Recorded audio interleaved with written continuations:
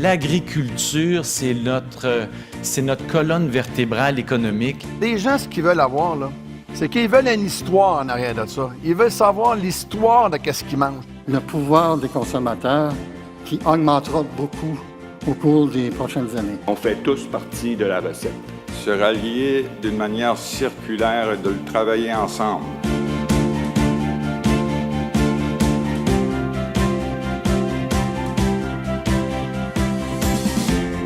Parce que c'est moins cher de cuisiner et c'est meilleur pour la santé.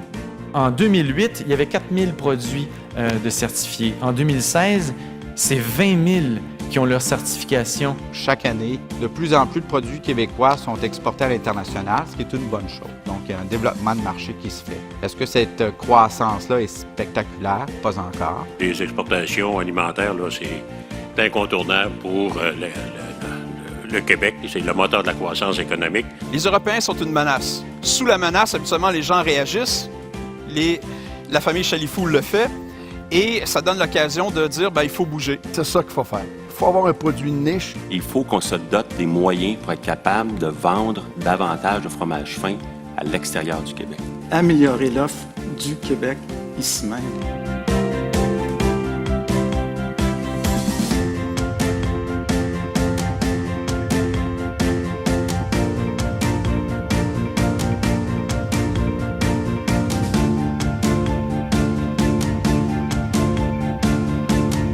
Exiger la qualité, exiger les produits du Québec. On a les meilleurs produits au monde. Exigez-les à l'année, pas juste une semaine. Moi, je vais arriver là, devant une pomme ou bien mon yogourt ou bien n'importe quoi. Moi, je veux et mon étiquette d'Aliments Québec et une affiche qui me dit « Sont où les pommes, là? Sont où mes pommes québécoises? » On est un canal privilégié des consommateurs pour leurs achats alimentaires, donc un canal privilégié aussi pour les produits du Québec, puis on en est très fiers. Pratique responsable.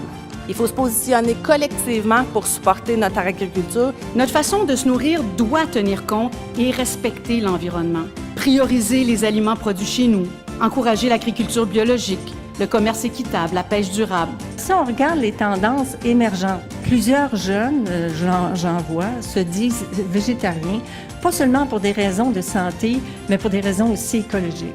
Je vois pas pourquoi, au Québec, on serait pas capable de fournir encore beaucoup plus de bio. On travaille sous le comité stratégique de santé et de bien-être animal et sur l'utilisation des antibiotiques. On travaille ensemble pour s'assurer que ça va dans le bon sens. La nécessité d'innovation. Cette nécessité-là passe nécessairement par de l'investissement. L'investissement en nouveaux produits, de l'investissement en recherche, de l'investissement en équipement, de l'investissement en installation.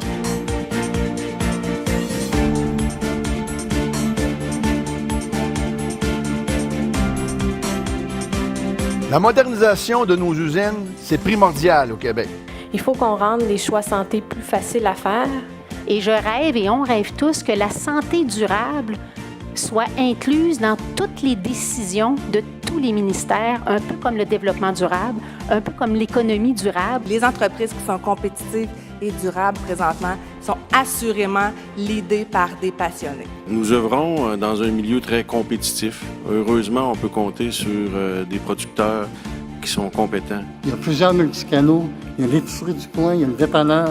Et grâce aux applications sur le téléphone, achat en ligne, achat direct, accès aussi à la production locale. Sur les circuits courts, je tiens à rassurer les gens que nous autres, les producteurs de lait, on est ouverts à discuter là, de la mise en marché 2.0 qu'on appelle. Là.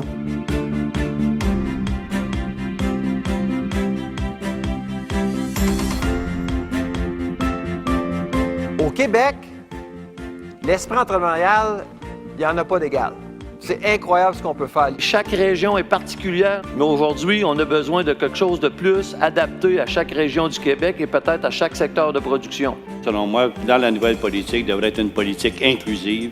La politique qu'on va mettre en place, moi, je souhaite qu'elle soit transversale dans le gouvernement du Québec. S'assurer que la formation de base qui est donnée aux étudiants, mais aussi la formation continue qui est destinée aux producteurs agricoles qui sont en place, relève les défis de formation de nouvelles connaissances qu'on a à acquérir au fil de notre carrière. La relève agricole du Québec, elle est présente, elle est dynamique, elle est diversifiée.